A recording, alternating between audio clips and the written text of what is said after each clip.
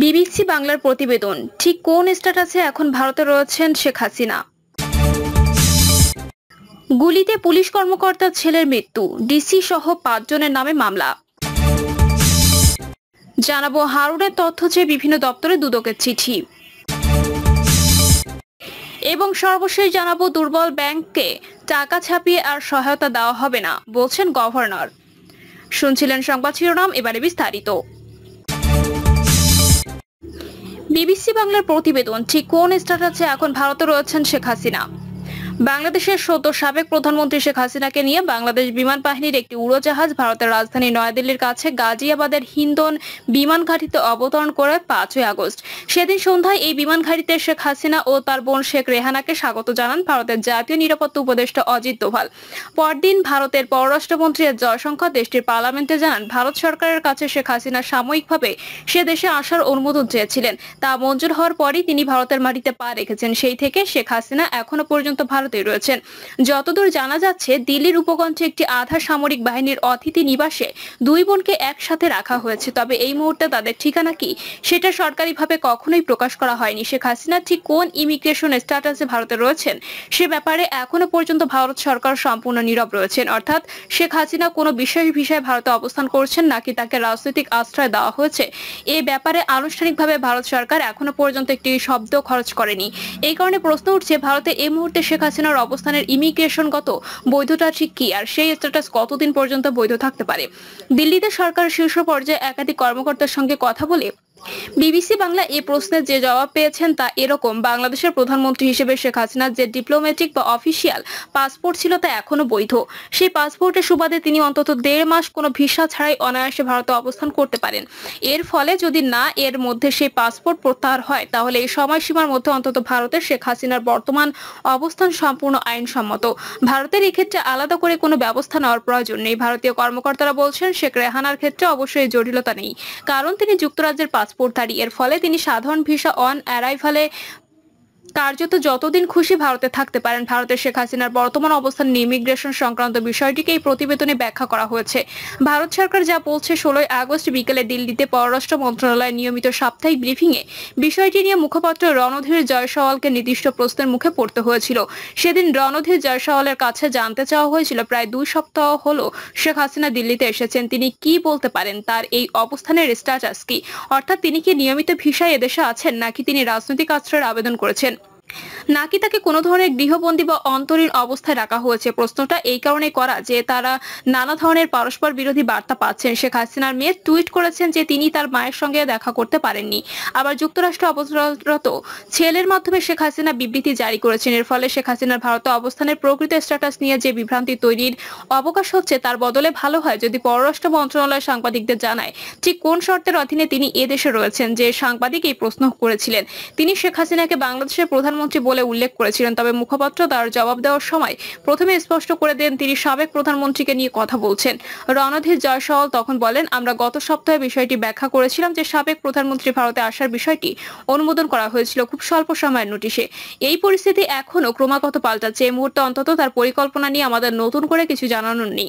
16 August মুখপাত্রের এই বক্তব্য ছিল ঠিক এর 10 দিন আগে 6 আগস্ট ভারতের পার্লামেন্টে করা দেশটির পররাষ্ট্রমন্ত্রী এস জয়শঙ্করের বক্তব্যের হুবহু প্রতিধ্বনি।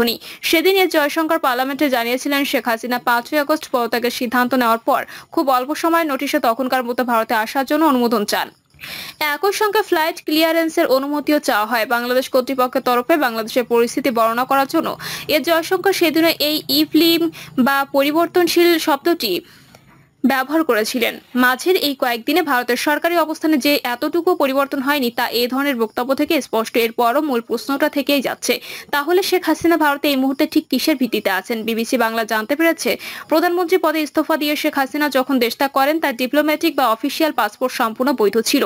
যে কোনো কারণেই হোক তা বাতিল করা হয়নি। বাংলাদেশের সদ্য দায়িত্ব নেওয়া অন্তর্বর্তী সরকারও তা বাতিল করেছে বলে এখনো পর্যন্ত কোনো খবর নেই। এর ফলে যতদিন এই পাসপোর্ট বহাল থাকছে, তার ভিত্তিতেই দুই দেশের মধ্যকার সমঝোতা অনুযায়ী শেখ হাসিনা টেকনিক্যালি কোনো ধরনের ভিসা ছাড়াই 45 দিন ভারতে অবস্থান করতে পারবেন, যার মধ্যে মাত্র 15 দিন অতিক্রান্ত হয়েছে। ভারত সরকারের একটি সূত্র বিবিসি বাংলাকে আরো জানিয়েছে, শুধু বাংলাদেশি নয়, ডিপ্লোম্যাটিক ও অফিসিয়াল বা সার্ভিস পাসপোর্টধারী ব্যক্তিরা যাতে ভিসা একে অন্য দেশে থাকতে পারেন, সেজন্য মোট 100টি দেশের সঙ্গে ভারতের একই ধরনের সমঝোতা আছে।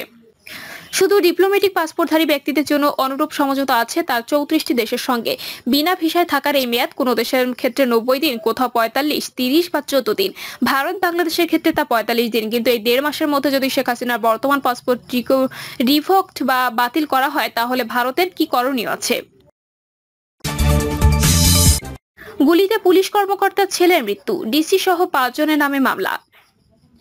বৈষম্য বিরোধী ছাত্র আন্দোলনের রাজধানীর যাত্রাবাড়ী থানা এলাকায় গুলিতে রাজারবাগ পুলিশ লাইন্সের উপপরিদর্শক মোহাম্মদ ময়নাল হোসেন ভুইয়ার ছেলে ইমাম হাসান তামিমকে গুলি করে হত্যার অভিযোগে ওয়ারী বিভাগের উপ পুলিশ কমিশনার মোহাম্মদ ইকবাল হোসেন সহ 5 জনের বিরুদ্ধে মামলা করা হয়েছে।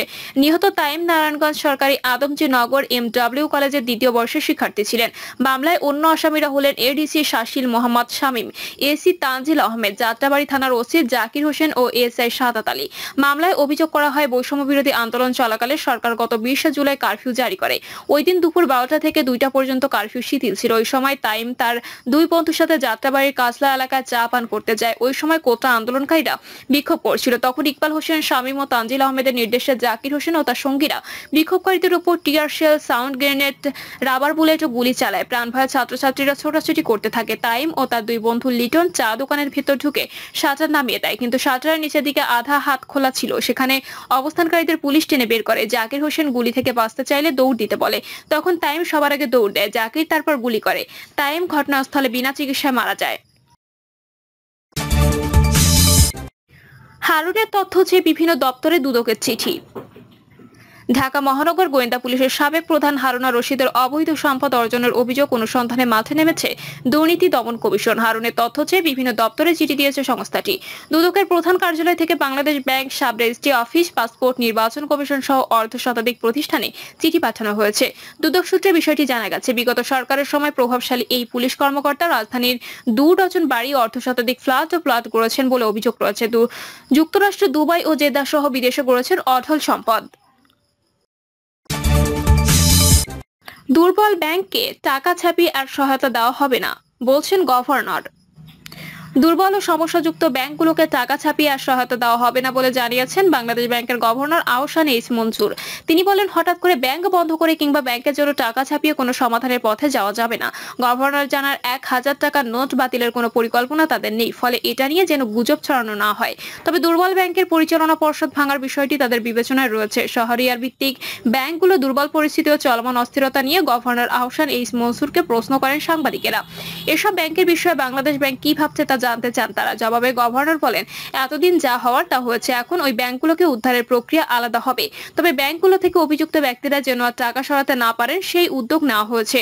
পরবর্তী সময়ে ব্যাংকিং কমিশন গঠন হলে দুর্বল ব্যাংকগুলোর সংখ্যা কমিয়ে বা তাদের একীভূত করে সমস্যা সমাধানের উদ্যোগ নিতে হবে। কিন্তু ব্যাংক বন্ধ বা টাকা ছাপিয়ে তা সমাধান করা হবে না। প্রিয় দর্শক, এই ছিল এখনকার সর্বশেষ সংবাদ। আপডেট সব সংবাদ পেতে চ্যানেলটি সাবস্ক্রাইব করে বেল আইকনটি ক্লিক করে রাখুন।